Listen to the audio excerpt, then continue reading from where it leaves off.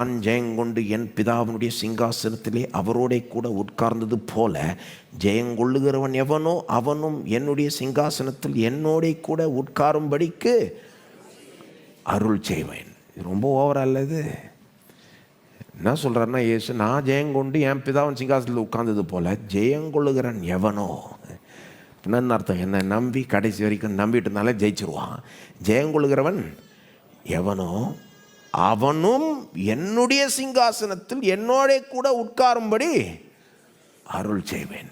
இதெல்லாம் பார்க்குறப்போ எனக்கு என்ன ஆண்டவரே, இது ரொம்ப ஓவராக இருக்குன்றிருக்கு.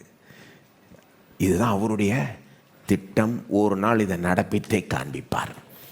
அப்பட்டமாக இந்த உலகம் பார்க்குற அளவுக்கு தம்முடைய ஜனங்கள் பூமியை அரசாளுவார்கள். கடவுள் கீழாக பூமியை அரசாளுவோம். இப்படிதான் நடக்க போதுங்க. இப்போ இதனுடைய முன் ருசியை இப்போவே நீங்கள் அனுபவிக்கலாம். இப்போவே நீங்கள் ஜீவன் அடைந்து ஆளலாம். ஜீவன் அடைந்து ஆளலாம். எப்பவுமே பாருங்கள், இயேசு நமக்காக கல்வாரி சிலுவையின் மூலமாய் சம்பாதித்த காரியங்கள் இப்போவே அதனுடைய முன் ருசியை அனுபவிக்கலாம். அதனுடைய பெர்ஃபெக்ஷன், பூரணத்தை, முழுமையை அவர் வர்றப்போ அனுபவிக்கலாம். முன் ருசி இப்போ, பூரணம் முழுமை அப்போ, பிறகு இல்லையா? அப்போ முன்ருசி, சிலர் முன்ருசியே வேணான்ட்டு அப்புறம் பார்த்துக்கலான்னு விட்டுருவாங்க. அதான் டவுன் பேமெண்ட்டுவாங்க இல்லையா? அல்லது அதான் எங்கள் அப்பா ஒரு உதாரணம் சொல்லுவாங்க. கோடி கணக்காக பேங்க்கில் போட்டு 10,000 கோடி 1,00,000 கோடின்னு பேங்க்கில் போட்டு அந்த பணத்தை நீ தொட முடியாது. ஆனால் இன்ட்ரெஸ்ட்டை வேணால் எடுத்துக்கோ, அதுலேருந்து வர இன்ட்ரெஸ்ட்டை வேணால் எடுத்துக்கோன்னு சொன்னால் அந்த இன்ட்ரெஸ்டே போதுமே, அதை வச்சே ராஜாவை போல் வாழ்ந்துடலாம் இல்லையா?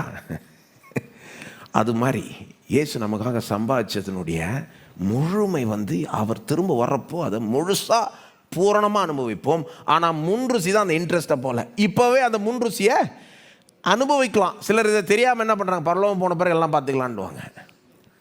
இல்லை இப்போவே எல்லாம் சொல்லுங்க, இப்போவே முன்ருசியை அனுபவிக்கலாம்.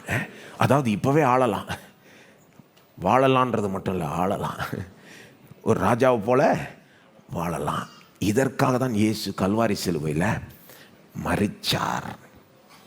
வெறும் பாவத்தை மன்னித்து பரலோகம் கொண்டு போய் சேர்க்கணுன்றது கிடையாது. அது நமக்கு போதும், அவருக்கு போதாது. எனக்கு போதும், அவருக்கு போதாது. அவர் ரொம்ப பெரிய திட்டத்தை வச்சிருக்கிறார். நான் ஜீவன் அடைந்து ஆளணும். நம்மளை ராஜா வாக்குற வரைக்கும் விட மாட்டார் அவர். இதற்காக தான் கல்வாரி சிலுவையில் மரிச்சார். இப்போ ராஜ்யத்தினுடைய கதை இது. இதில் சிலுவைக்கு என்ன எப்படிப்பட்ட முக்கியத்துவம் இருக்குது? சிலுவை மட்டும் நடக்கலைன்னா இதெல்லாம் நடக்கவே முடியாது. நாம் பழையபடி பாவத்துக்கு அடிமையாக, பிசாசுக்கு அடிமையாக